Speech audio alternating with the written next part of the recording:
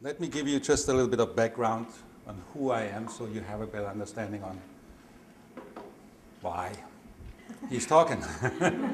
Right? I was born and raised in Germany, and I have always had this drive of wanting to help. It was very, very prevalent in my life.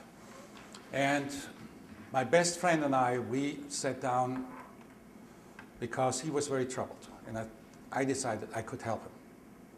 And so we talked all night long. And I thought I'd helped him. Well, the next day he tried to commit suicide.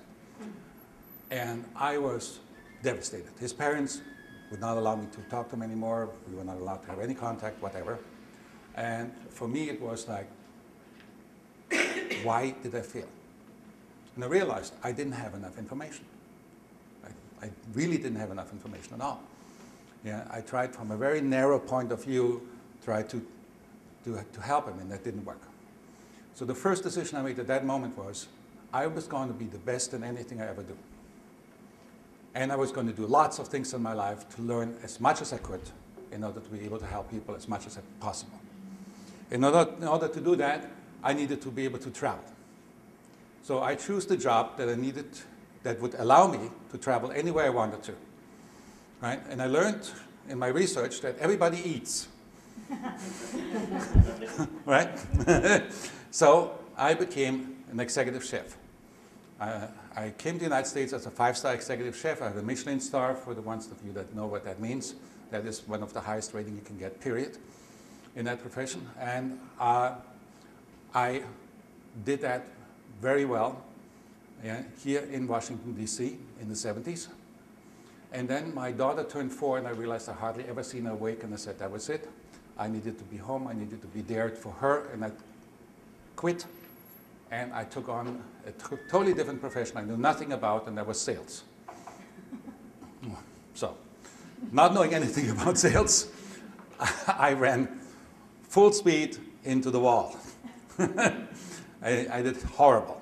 But I saw others do really well, and it didn't look any special to me. So I decided if they can do it, I can do it. And the sales I chose, by the way, was going door to door, selling a coupon book that gave you cash discounts on the dry cleaning, in a specific dry cleaning store. Right? Here was 5-star executive chef, celebrity. Then I knocked on someone's door and the person said to me, "Who are you?" And I forgot my name. That's how nervous I was. Right? But I saw some potential there. And then what happened is we had a consultant come to our company and talk with 30 different salespeople. And he said this: first of all, I need you to understand, when I say the word product, what I mean is a high quality service or article, goods. If it's not high quality, it's not a product. Yeah, and then it has to be exchanged. It has to be in the hands of the person that needs it once it can use it. And you have to get something back for it. And if that doesn't happen, it's not a product, it's a hobby. Oh, okay. Fine. And then he asked us the question, what is your product as a salesperson? We said, are you nuts? It's the coupon book sold. He goes, no, it's not. First of all, you didn't make it. Yeah? And second of all, it's your sales statistic. It's not your product. Right? And we go, what in the world is he talking about? So it took us over an hour to work it out. And what came out of this was something that changed my life forever. It was simply the fact of realizing that we all have a product, and unless we define that for ourselves and really are clear on it, we're not going to be able to do the best job possible in whatever we do. Right? So my product as a salesperson was simply that at the time that I was talking to the person at the door, I had to be able to establish a sense of trust, confidence, and familiarity in our client, the dry cleaner. That was my product. If I did that, sale was no problem. I went out that night, I quadrupled my sales. I broke every sales record ever set in this business, and they have never been broken, and then I bought the company. So I did that. Then I went from there, I went into the next one. I also started a consulting business, because the consultant that came to our business, he really impressed me. I wanted to know what he knew, so I did the whole training in order to do that also. I started a consulting business, but I realized very quickly if I presented them with the project or the program that they needed to do and then left, they would never do it. Just wouldn't get done. So I said, no, I don't want to do that. I started an import business. I brought in disposable cloth chef hats into the United States. I built that one up to where we were selling over 400,000 a year, and I had all the major chef schools in the country being part of that, right? And then I quit all of that, and I basically sold my businesses. My daughter had left home, and we had this empty nest syndrome. And about a month later, I get a phone call from a cruise line I was selling to. They were looking for an executive chef. And a month later, my wife and I were on a cruise liner sailing in the Caribbean for 2.5 years. Right? Yeah. So, and then I quit that. My wife passed away, and anyway, I got remarried, and then I went back to Germany for a while. I started training there and to do what I do now. And I also became an international speaker. I traveled all over the world for 5 years. So I've done a lot of different things. In my profession that I have now, I've worked this for over 10 years, and I've worked with just about any profession you can think of, individually or as the corporate and as a team basis. And one of the key factors that I found is unless you have an idea what is the ideal scene for your business, and you have worked that out, you have nothing to go for. It doesn't matter if it's just for yourself or if it's for the whole team, if it's for five people, if it's for 500 people, it makes no difference. What is the ideal scene? What would be ideal, for that specific area? So you know, and you list that out, and you find the actual common denominators on that, and now you can go towards that and plan out what you need to do in order to arrive there. Does that make sense? Yeah. But if you haven't worked that out, well, you just move along, right? There's a lot of different things I can go over, but I just want to keep it simple on what needs to happen here. Okay, let me go over these different fundamentals very quickly with you. There are 5 different levels that underlie and are part of efficiency. The first one is efficiency itself. The second one is the concept of right or wrong. The third one is help. The fourth one is control. The fifth one is communication. And the last one is interest. All of these levels are part, and they're all part of efficiency. And if one of them is missing, the other ones don't work. Okay? Because they all go together. Okay? There's a different type of logics that you can use to work with things and actually work out things. One is the Aristotle kind of logic, which is yes, no, right, wrong. Right? That's a limited type of workability. The other one is infinity value logic. Infinity value logic basically means it can go further this way and it can go further the other way. You can be more wrong or more right. Isn't that true? Right? And that's the more workable logic, right? And that means this is worked out in such a way that in the middle you have your dividing line, right? And towards the right it's getting better, and towards the left it's getting worse. In the middle that's like your 50-50. That's your tipping point. If it goes further this way, it gets better. If it goes further that way, not so good, right? And then the first one is efficiency on the one side, on the right side, and waste on the left side. And efficiency can be defined, the engineering term basically, the output is greater than the input. If you put in a gallon of gas in your car and you can drive 5 miles with it, that's not very efficient. If you can drive 50 miles, it's getting there. If you can drive 100 miles, now that's efficient. Make sense? Mm-hmm. Okay? If you advertise and you spend $1,000 on your advertising and you get $1,000 back in business, you're having problems, right? Because that's right in the middle there. That's a zero return, basically. But if you get $50,000 worth of business, that's efficient. Make sense? Okay. Now, the other definition is even more important, and that is, I'm sure you have heard people say, well, it's more important to be effective than efficient. Well, take a look at this. The definition of efficiency efficiency has effectiveness as part of it. Because in order to be efficient, you have to be able to do any task to completion and good results. That's efficiency. That's effectiveness, isn't it? Right? But you also have to be able to do this without wasting time, money, materials, and resources. And your resources are the people you're working with. Make sense? Right? So, in order to do that, you need to know more about the rest of it. The second one is right and wrong.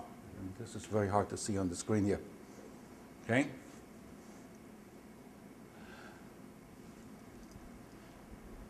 This is not a philosophical discussion now, what's right or what's wrong. It's just simply the fact nobody likes to be wrong. Now, in all the years that I've traveled, I've never found anybody that would tell me, oh God, I've been so wrong today. Boy, am I excited about that. No way. Nobody likes that, right? So if you focus on what's wrong, what is happening? You get more wrong. Right? And if you focus on what's right, you get more right. So the focus is what is important there. Whether you're dealing with yourself, whether dealing with your business, whether working with others. You focus on the things that are right. If you have somebody working with you that comes in late, I'm sure you have tried, why are you late? You know, what's wrong with you, and can't you be on time? And you have then realized that that has zero workability. But if you focus on the times the person is on time and say, this is excellent, I'm really glad that you're here now, that you're here on time, please do more of that, right? Really like it, everybody likes that. And they will become motivated, and it may take some time, but they will become motivated to actually be on time. Make sense? Okay, so that's why focus on right, getting more right is the way to go. Then the next one is the fundamentals of help on one side and betrayal on the other side. This may sound a little tough, but bear with me. Help can be simply defined as assisting. When you assist something, when you help something, you know, that you help it. When something assists you, it helps you. Isn't that true? Okay, but there's a second part to that is just as important. If one person in life moves in one direction and the other person moves in another direction, they cannot help each other. It is literally impossible. Let's say the one person right here is a realtor. He is helping people to find a nice house to raise a family and live in. And the other guy owns a Harley and a tent. They can't help each other. It's not possible. Unless one day they both decide to move in the same direction. That could be for a limited time only in a limited area of their life. Let's say they volunteer in their church. And in that moment, they're now able to help each other. Make sense? Okay? But this is such a pervasive datum that it works in any area. Yeah? If you have people working with you and they do not know the direction you want your company to move in, or they purposely ignore that information, they will do things that will make you go, why did you do that? And you will feel betrayed. Isn't that true? All right? So it's vital that anybody that works with you or for you knows in detail the direction you want to move in. As a matter of fact, I recommend when you hire somebody that one of the steps is that they are briefed on what is the goal of the company, what is the purpose, what are the core values, and then they have to write an essay on how they can contribute to that using their education, their talents, and their knowledge. And if that person is willing to do that and writes you that essay, guess what? You have a great employee. Right? Not only that, you can pull it out any time when that person kind of veers off to the side and go, look, you wrote this. How about getting back to that? Isn't that true? Exactly, right? So so communication is very important there. You need to actually talk with them. You need to let them know where you go. And if you make a change in that direction, they need to know about it. Make sense? Good. Then control. Now, when I talk about control, a lot of people go like, oh, control, that's bad. Well, let's take a look at the definition of control that I found works the best. It's literally start, change, and stop of any action or activity plus the willingness to do so. Control is not brutal force, but intelligent direction. Okay? Because when you drove here today, you controlled your car, didn't you? Right? You tried to, right?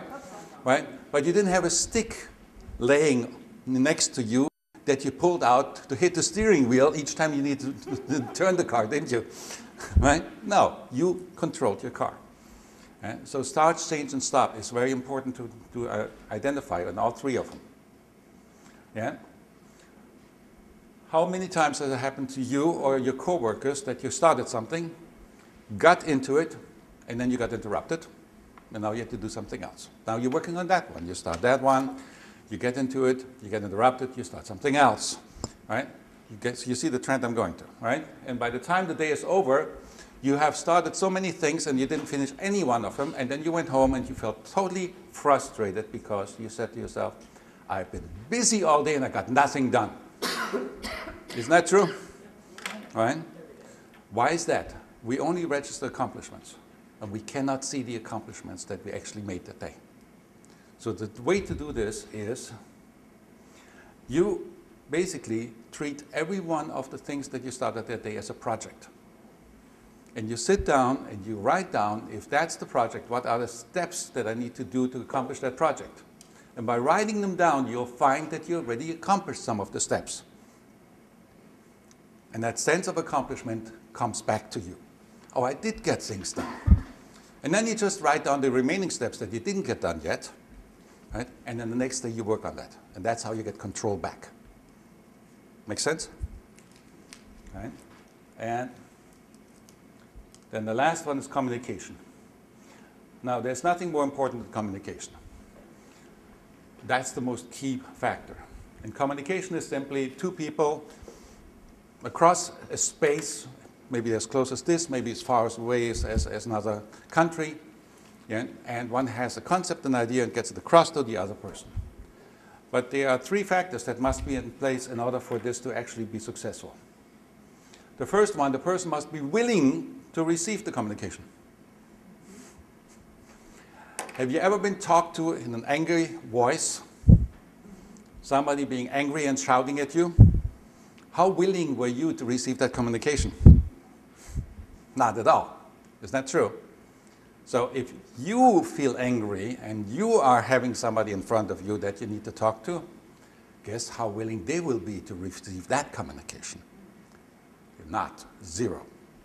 And so the first thing that you do is realize this is not going to be a communication, so why even bother with it? Step back a moment. Take a deep breath. Count to 10. Calm yourself down. Then focus on what you really need to accomplish in that communication, and now start talking to the person. Otherwise, it's just a waste of time. As a matter of fact, it just creates an upset, yeah, in the whole work environment. Not just you and that person, but the whole environment gets upset about it, and the whole production level of the environment goes down. So don't even go there, because it's not going to work. Okay? Yeah? Then the person has to duplicate the communication that you're giving them, and then they have to understand it too. Right? There's a difference between the two. See, I can give you this bottle of water, right? Now you duplicated our bottle of water. But what do I do with it? Now I tell you, your hair's on fire. Pour it over your hand, you know. Now you understand it. You get it? So these three factors must be there. And that means in a work environment, put it in writing. How many times have you said something to somebody and then expected that to be done, and it wasn't? And coming back to that person, you got all kinds of, I didn't get that. Oh, you want it today? Oh, I don't remember. Right? Always put it in writing. Whether you follow up with an email, it doesn't make any difference. You put it in writing. And only then is it valid. And only then can you establish accountability. Make sense? Does that make sense? Mm-hmm. Oh, okay, good. I wasn't sure. All right. All right. Now, you see, if you focus only on the stuff over here, which is efficiency, right, help, control, and communication, you will be efficient. But if you focus on the other side, it just goes nowhere. Fast. Make sense? Okay. Now, in the team coaching that I do, I focus on first getting the subject of existing scene, ideal scene established. What is the ideal scene for that organization? What's the ideal scene? For example, I just worked with the corporate team at the BNI Northern Virginia. Anybody doesn't know what BNI means? Everybody knows BNI? Okay. Business Networking International. Yeah, it's the biggest networking organization in the world, and the franchise holder for Northern Virginia asked me to work with them, and so with his new corporate team, 18 people, we did that. First the ideal scene, and then the next thing is we established the core values for that team. Right? And in 2.5 hours, you saw 18 individuals become a team. It was very nice to behold. Okay, so that's all I have to say.